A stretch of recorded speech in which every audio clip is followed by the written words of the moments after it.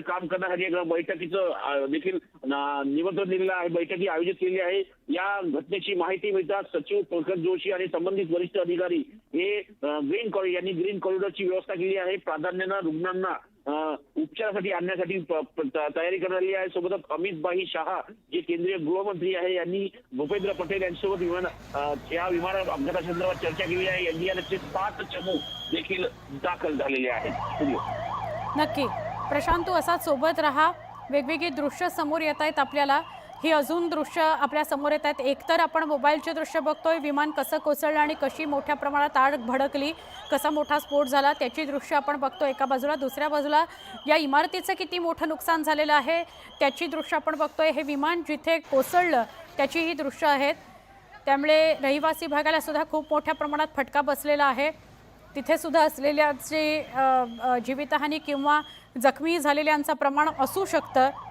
आपल्याला जखमींचा किंवा मृतांचा कुठलाही आकडा समोर आलेला नाही, पण दृश्य जी आहेत ती मात्र हृदय हलवून टाकणारी आहेत। अत्यंत धक्कादायक दृश्य आहेत। विमान अपघात झालेला आहे।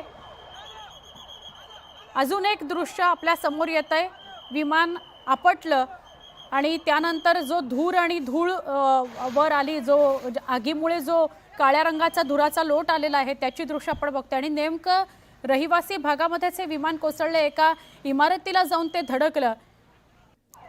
अक्षरशः त्या इमारतीवर ते विमान अडकलं असं म्हटलं तरी अतिशयोक्ती ठरणार नाही। त्यामुळे इमारतीतली लोक आणि त्याच्या बरोबरीने त्या प्लेनमधली असलेली प्रवासी यांचं खूप मोठ्या प्रमाणात नुकसान झालेलं आहे। एकूण 242 प्रवासी प्रवास करत होते। 1:17 या विमानानं उड्डाण घेतलं आणि त्यातले 12 क्रू मेंबर्स होते। त्याच्यापैकी कॅप्टन को कॅप्टन यांची सुद्धा माहिती समोर आलेली आहे।